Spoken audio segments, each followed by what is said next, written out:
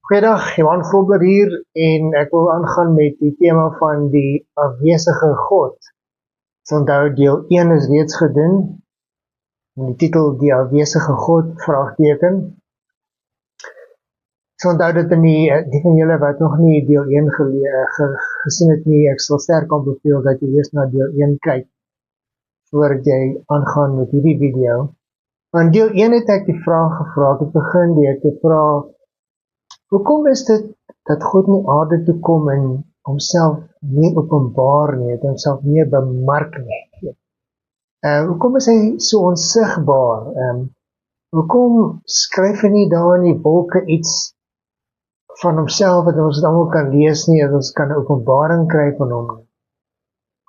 Hoekom kom hy nie in 'n visioen na elke mens toe? Dan sal ons nou nie verontskuldiging nie. Die mense in Indië en Pakistan en daai plekke wat miskien nie van hom gehoor het, wat hom nie ken nie. En selfs hier ons in ons land, hoeveel mense is daar wat werklik God ken? Hoekom kom hy in 'n visioen en hy openbaar homself nie? Hoekom kom hy nie af nie? Hoekom is hy skynbaar afwesig? Nou, dit is die vraag wat ek beantwoord in deel 1 en ek wil eintlik nog 'n bietjie aanvullend daartoe praat. Nou is 'n paar ander dinge wat ook genoem kan word. Daar is seker baie dinge wat genoem kan word, maar ek wil 'n bietjie aanvullend praat tot deel 1.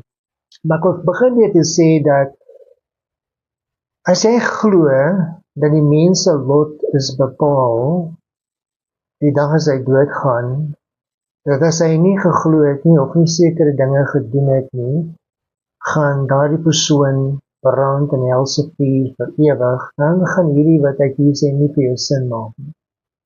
Maar daai is nie wat die Bybel sê nie. Die Bybel sê nie dat as mense doodgaan, is hulle lot bepaal en dit is of hemel toe of hel toe. Ek weet dit word geleer, ek weet dit is die tradisionele lering, maar dit is nie wat die skrif leer nie. En ek sal in ander video's dit meer beter uitlig. Ek het nie tyd om dieper daarop in te gaan nie. Maar as jy dan glo, dan gaan hierdie wat ek hier sê nie vir jou sin maak nie.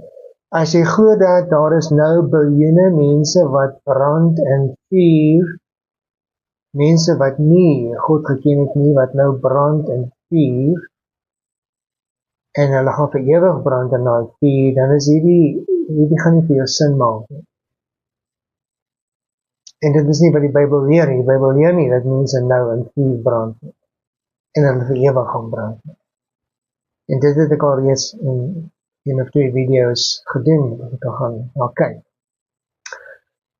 As jy nie glo in 'n opstanding van alle mense uit die dood uit nie, dan gaan hierdie ook nie vir jou sin maak nie. Maar die Bybel leer dat daar 'n opstanding van almal, goeie en slegte, regverdige en onregverdige. Ons kry dit in Johannes 5. Johannes 5 vers 28 tot 29. Waar Johannes praat en hy sê, daar kom 'n tyd wanneer almal in die grafte sy stem sal hoor en sal uitkom. En die wat goed gedoen het, tot die opstanding van die lewe, maar die wat verkeerd gedoen het, tot die opstanding van oordeel. Dit is nou die Afrikaanse direkte vertaling dit vertaal. Ander vertalings sal sê veroordeling, wat nie heeltemal korrek is nie. Die Griekse woord daar is krisis, K-R-I-S-I-S. Dis oordeel, en daar is 'n verskil tussen oordeel en veroordeling. So, daar is definitief 'n opstanding uit die dood uit vir almal. En as jy dit nie glo nie, dan gaan wat ek hier sê nie vir jou sin maak nie. Ons moet maar pas op vir die tradisionele leringe. En ek wil jou weer uitnooi, ondersoek dit self. Moet nie alles glo wat ek sê nie, gaan kyk dit op vir jouself. Nou, dit is natuurlik so dat God hom nie self aan almal openbaar nie. En die meeste mense is totaal en al onvertroud met hoe God is. En die deel van my video's is om meer van hom bekend te maak, en as jy oopgemoed het, hopelik sal jy dan meer kan leer van hoe God is, as 'n liefdevolle Vader, en dat dit lyk asof hy nie betrokke is op die aarde nie, maar hy is. Hy is intens betrokke. In Romeine 11 vers 36 staan daar dat Alles is uit hom, deur hom en tot hom. Nou alles beteken alles. So alles wat bestaan, bestaan as gevolg van hom. So hy is betrokke en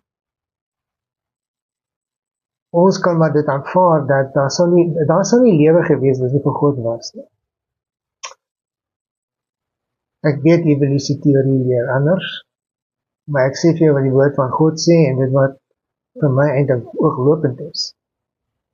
Daar is te veel wonderlike dinge in die skepping. En God is oral teenwoordig.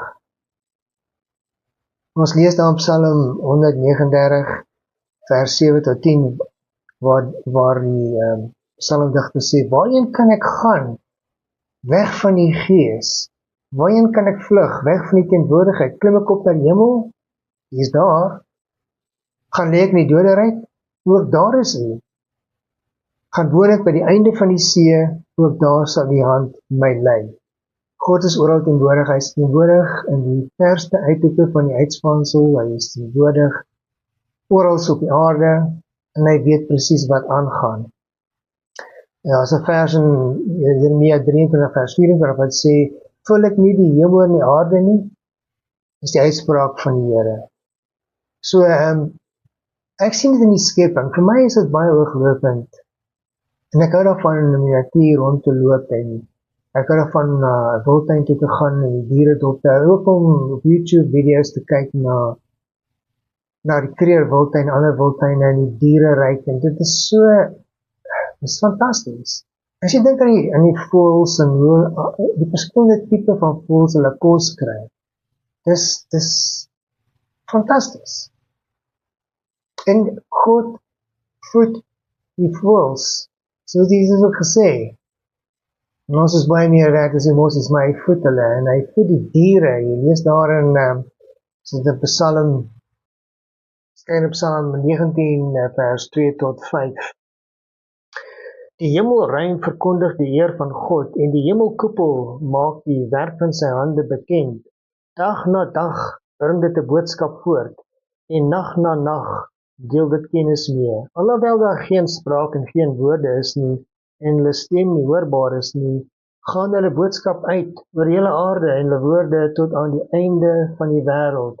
So alhoewel daar geen woorde is wat jy kan hoor nie, as jy kyk na die skepping, as jy kyk na die hele uitspansel, dit wat ons kan hoor van wat mense sê van James Webb teleskoop, dit is, it's soos in Engels, awesome.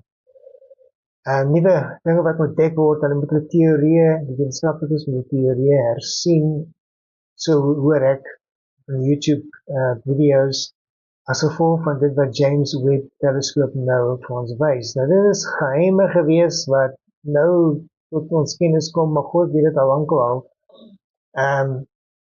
Maar die hele uitspansel, die hele skepping sê iets van God. En ons lees ook in Romeine 1 vers 20, want sy onsigbare eienskappe, naamlik sy ewige krag en goddelikheid, word van die skepping van die wêreld af in sy werke begryp en is duidelik sigbaar.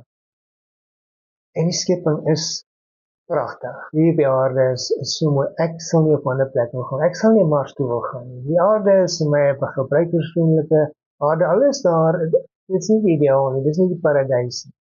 Maar God het dit ook so bewerk. Dit is nie paradys nie. Daar is tsunamies, aardbewings, vloede en daai tipe van dinge.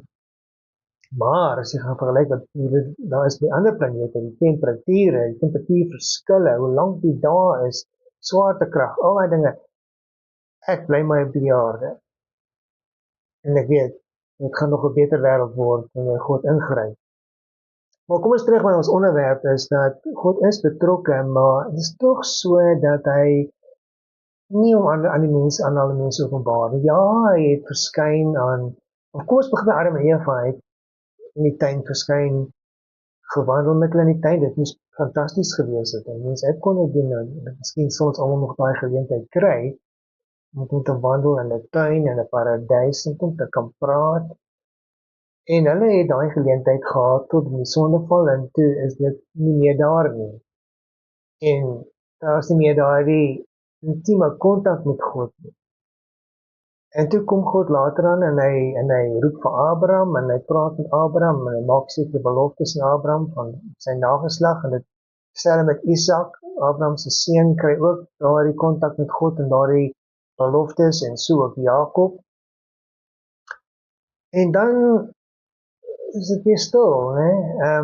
Voordat God met Moses werk en daar by die brandende bos om sy roeping gee en dan tot 'n mate is daar 'n verskyning van God aan Israel in die dag terwyl hulle nou getrek het, dat hy in 'n wolkkolom hulle die pad gewys en die aand is daar 'n vuurkolom bokant hulle gewees en hy is teenwoordig in die heiligste plek in die tabernakel. In Dawid se tyd het die profeet aan Dawid verskyn en daar was die tempel wat gebou is in die heiligste plek waar God se teenwoordigheid was. Maar vir die mensdom self, vir al die ander nasies, God is nie beskikbaar nie, hy is afwesig, hulle weet nie eens van hom nie. En dan kom daar 'n tydperk, daar was die profete, en dan kom die tydperk na die profete, 400 jaar van stilte, tussen die boek van Maleagi en Matteus 1, tussen die, wat ons noem die Ou Testament, en wat genoem word die Nuwe Testament, stilte van 400 jaar, geen profeet nie, niks, geen mededeling van God nie, geen verskyning aan enigiemand nie. Mens kan sê stilte voor die storm, maar eintlik is dit nou maar die stilte voor die koms van die Messias, die geboorte van Jesus Christus.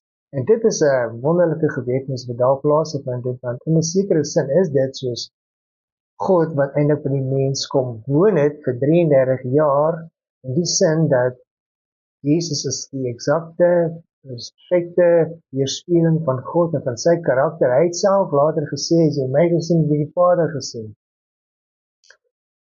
So hy was op die aarde gewees as die seun van God. En wat hy daar weerspieël het, is eintlik God se karakter en hy het God bekend gemaak aan die mense as 'n God, as 'n Vader. 'n Vader nie net vir 'n nasie nie, maar 'n Vader vir elke individu. En hy Vader van liefde, dit is wat Jesus bekend gemaak het. So daar was 'n, kom ons sê, 'n helder oomblik gewees. En ek dink die kruisdood is ook 'n openbaring van God se liefde. En dit sal nog gebruik word in die toekoms om mense na Jesus toe te trek. En dan kry jy daarna dat God het aan Paulus verskyn en sekere geheimenisse aan openbaar, maar oor die algemeen is dit nou maar dat mense kom nie in aanraking met God nie. Hy verskyn nie, hy skuif nie iets op die wolke nie. Die tyd gaan kom wanneer God op sy eie tyd sy koninkryk gaan begin op die aarde. Dan gaan dinge begin verander. Ons is nie nou daar nie. Dan gaan die tyd kom wanneer Jesus gaan verskyn in die wolke en elkeen gaan hom sien. En miskien is dit waarna ek sou wou geanker het, dat hy nou alreeds verskyn en dat elkeen hom kan sien, dat daar 'n verandering kan kom en mense God kan waardeer, maar God sê dat gebeur op sy tyd. Dan kom daar 'n stadium wanneer daar 'n nuwe hemel en 'n nuwe aarde is en 'n nuwe Jerusalem en God kom af na die nuwe Jerusalem toe en kom woon by mense. Dit gaan wonderlik wees en ek sien baie uit daarna. Maar in die algemeen lyk dit asof God nie betrokke is nie, asof hy afwesig is by is nie. Maar op sy tyd sal hy kom en ons gaan hom almal leer ken, maar hy doen dit op sy tyd.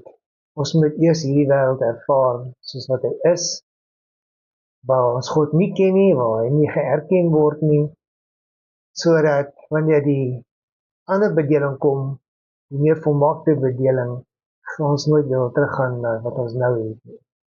En dis iets waar ons kan dink en ons kan weet. Die Bybel, die skrif, bring vir ons 'n goeie boodskap, 'n positiewe boodskap. En ons kan onsself daarin verheug.